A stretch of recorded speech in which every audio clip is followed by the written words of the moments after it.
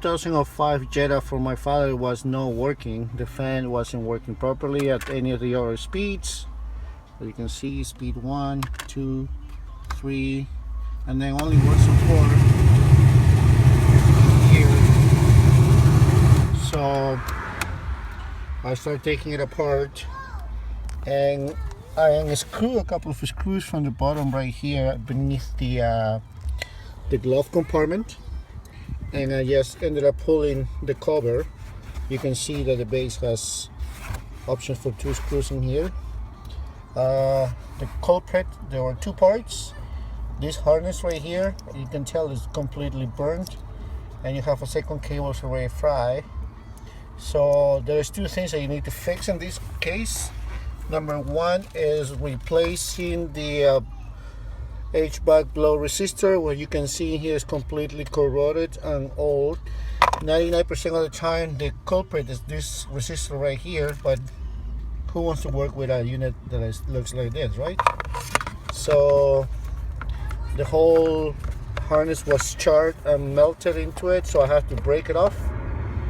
So it was no other choice, and you can see a couple of the legs were already, or connectors were already broken as well, so creating more trouble to it.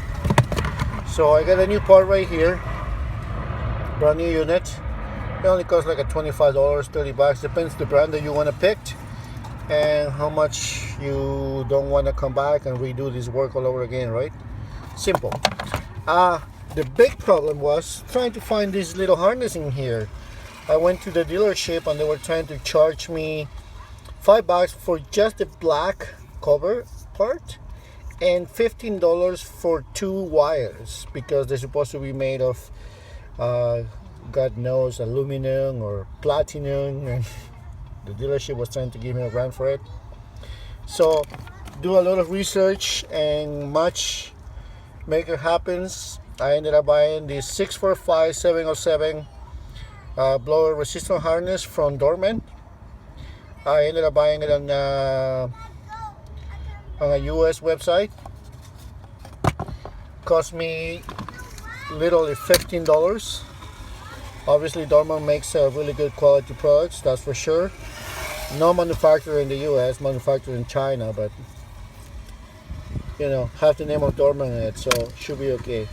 So what I'm gonna do right now is actually gonna cut these cables right here at this joint and replace it with the good parts.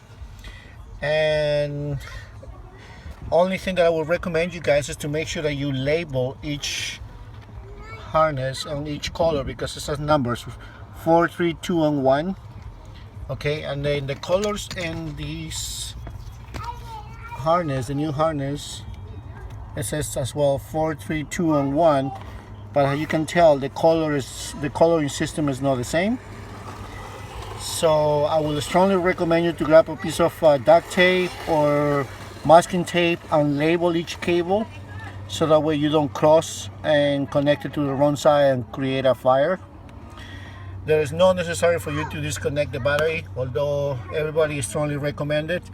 But if you are smart enough and you have worked in your cars once or twice before, you realize that you cut 1 wire at a time, you don't cut the 4 wires all at once, so that way you don't create a short circuit or a bridge, creating a short circuit and blowing another fuse. So with this in mind, I'm gonna cut this video in 2 pieces, so I'm gonna have this ready. Once I have it all assembled, I'm gonna continue with this. So see you in 5 minutes.